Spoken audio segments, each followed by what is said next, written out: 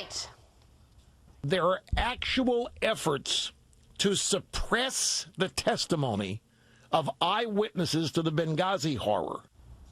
But the Obama administration says it doesn't know anything about it. There are people in your own State Department saying they've been blocked from coming forward, that they survived the terror attack and they want to tell their story. Will you help them come forward and just say it once and for all? Ed, I'm not familiar with this notion that anybody's been blocked from testifying. So what I'll do is I will find out what exactly you're referring to. What I've been very clear about from the start is that our job with respect to Benghazi has been to find out exactly what happened, to make sure that U.S. embassies, not just in the Middle East but around the world, are safe and secure, and to bring those who carried it out to justice. But I'll find out what exactly you're referring to. They hired an attorney because they're saying that they've been blocked from coming forward. I'm not familiar with it. We're not aware of any employees who have requested security clearance for private attorneys in connection with Benghazi. We're not aware of it. But a lawyer for the State Department workers saying the administration is threatening to punish whistleblowers. I am talking specifically about Benghazi, that people have been threatened, and not just the State Department. The people have been threatened at the CIA. It's frightening, and they're doing some very despicable threats to people. Not we're going to kill you, or not we're going to prosecute you tomorrow, but they're taking career people and making them well aware that their careers will be over. Congressman Trey Gowdy joins us. Nice to see you, Congressman. Good to see you. How are you? I'm very well, and I understand late breaking today the news that on May 8th there will be hearings before Chairman Iss's committee. I assume will it be calling these whistleblowers to testify? Well, I'm not at liberty to disclose the identity of the witnesses. I will just say what I have said previously, which is it is going to be a very informational, instructive hearing. I would encourage you to follow it, and Benghazi is warming up. It is not going away, despite the efforts of this administration. What makes it informational? I'll try going around that way. Well, Greta, you were a very accomplished attorney, and I think you know that hearsay evidence not so interesting. First-hand accounts by eyewitnesses, much more compelling, much more persuasive. So I would again repeat for your audience and those who may be watching, if you also have first-hand knowledge about what happened in Benghazi, secure counsel, see Chairman Issa, get counsel, we'll have it appointed. You will be protected. So let me just say that next week will be a wonderful opportunity for us to hear non-hearsay accounts of what happened in Benghazi. I guess that leads then to my second question. Now we know that it's going to be people with first-hand account of Benghazi, so I assume that they were on the ground in Benghazi. I will make that assumption. I don't know if you have not confirmed it or not, but I'll make that assumption. But the State Department has said that they have already investigated. The Accountability Review Board, which was an outsourced group of people by the State Department, that they fully have investigated it. Are you saying that you are not accepting their investigation and that you yourself want to talk to the witnesses? Oh, that's an understatement. To say that we haven't accepted it, Greta, how in the world can you have a comprehensive review of Benghazi when you don't even bother to talk to the Secretary of State? She wasn't even interviewed by the so-called Accountability Review Board. There's a reason that students don't grade their own papers. There's a reason defendants don't sentence themselves. And there's a reason the State Department doesn't get to investigate itself, determine whether or not it made errors in Benghazi. That is Congress's job. So, yes, it would be a wild understatement for us to say we do not have confidence in the Accountability Review Board and its conclusions.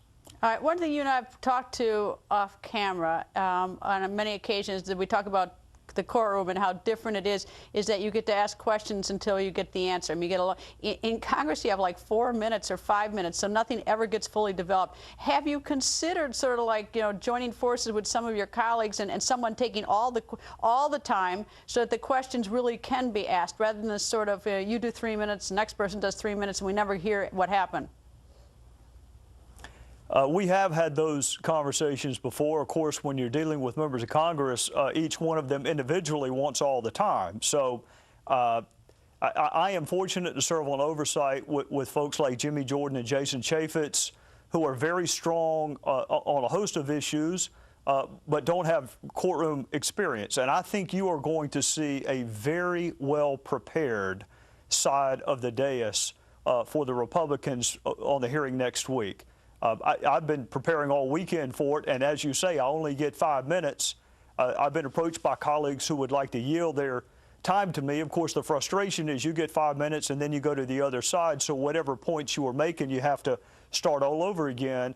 Chairman Issa has certain tools at his disposal, which he doesn't use very often, but they are tools nonetheless for us to have more continuity. This is such an important hearing that I expect and hope that Chairman Issa will use every arrow in his quiver to make sure that the audience doesn't have this continual interruption of 5 minutes here and then 5 minutes changing the topic. And I know firsthand, because there has been coordination among the members on the Republican side, how we can present this case as seamlessly as possible come next week.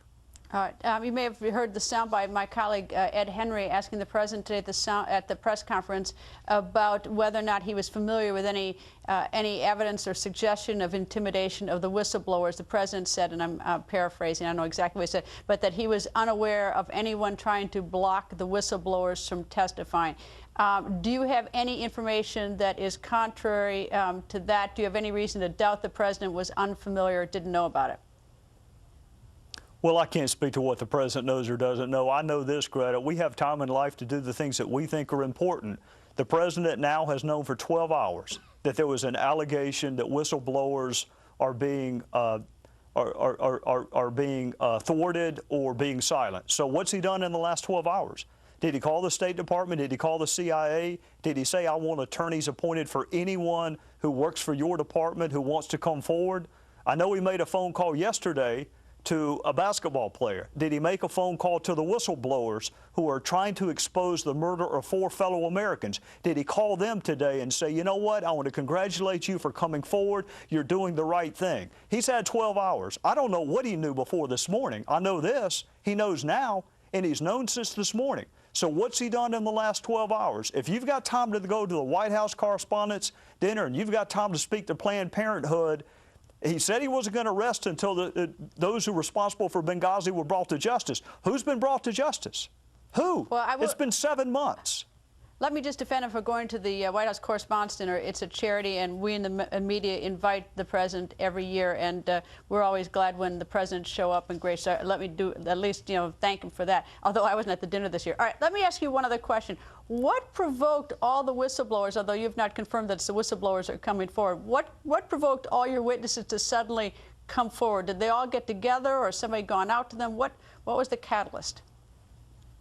I think it's a growing frustration. You want to let government do its job. When people say we're investigating it, we're going to get to the bottom of it, we're going to get you answers, you want to believe them. But after 7 months, it becomes patently obvious that the sole function of the Accountability Review Board was to insulate Hillary Clinton. So at some point, again, speaking generically, I think you, just in the quietness of your own soul, you realize government is not getting us answers on Benghazi, and I have to show the courage, the moral courage, if you will, to come forward even if there are going to be reprisals and consequences against me, and more power to them for doing so. There are folks whose careers are in jeopardy. There are folks who are understandably fearful of retribution, and we ought to be encouraging and incenting them to come forward. We ought to be providing counsel and access to classified information and not threats. And I think what we're going to find out next week is that this effort to delay and obfuscate and hide has been going on since shortly after Benghazi. This is not a new phenomenon. There has been an orchestrated attempt. Yes, ma'am. Congressman, thank you, sir. I thank you very much, and I hope you'll come back next week as the hearings unfold. Thank you, sir. Yes, ma'am. Thank you. So now to tonight's hot button issue on GretaWire.com. Should the State Department's Accountability Review Board report be enough to satisfy Congress, or should Congress do its own investigation of Benghazi? Go to GretaWire.com and vote in our poll.